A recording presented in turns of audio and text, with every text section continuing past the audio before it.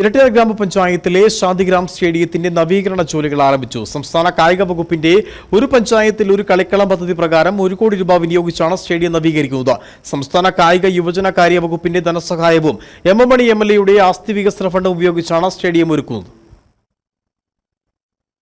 ഇരട്ടയാർ പഞ്ചായത്തിനകത്തും പുറത്തുമുള്ള കായിക താരങ്ങളും Shantigram Gandhiji English medium government സ്കൂളിലെ വിദ്യാർത്ഥികളും കായിക പരിശീലനം നടത്തുന്ന മൈതാനമാണിത്. നിലവിൽ മൈതാനം നിരപ്പാക്കുന്ന ജോലികളാണ് ഇപ്പോൾ നടക്കുന്നത്. തുടർന്ന് സംരക്ഷണ ഭിത്തി, 3 വശങ്ങളിലും ഫെൻസിംഗ്, ഫ്ലഡ് ലൈറ്റ് സിസ്റ്റം എന്നിവ നിർമ്മിക്കും.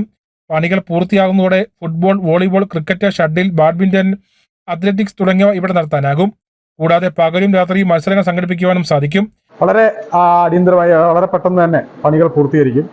നമ്മുടെ ഗ്രാമപഞ്ചായത്തിനെ സംബന്ധിച്ച് നിരവധിയായ കായിക പ്രേമികൾക്ക് ഇത് ഏറ്റവും ഒരു അല്ലെങ്കിൽ അവർക്ക് മുന്നോട്ട് എല്ലാ കാര്യങ്ങൾക്കും ഉപകാരപ്പെടുന്ന രീതിയിലാണ് സ്റ്റേഡിയത്തിൻ്റെ പണികൾ പൂർത്തീകരിക്കുന്നത്.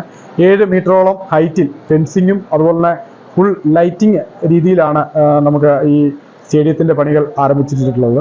മാത്രമല്ല ഏത് മത്സരങ്ങളും രാത്രിയും പകലും എല്ലാം മത്സരങ്ങൾ നടത്താൻ വേണ്ടി പറ്റും. Irattayar gramapanchayat president Anand Vilayil, vice president Rajani Saji, Jinson Varkey, block panchayat അംഗങ്ങളായ ജോസുകുട്ടി കണ്ണമുണ്ടെങ്കിൽ, ലാലച്ചൻ വെള്ളക്കട, പഞ്ചായത്ത് അംഗം Josukutty Aripparambil, Santhigram sports association president PS Dominic എന്നിവരുടെ നേതൃത്വത്തിലാണ് നിർമ്മാണ ജോലികൾ പുരോഗമിക്കുന്നത്. News bureau, Kattappana.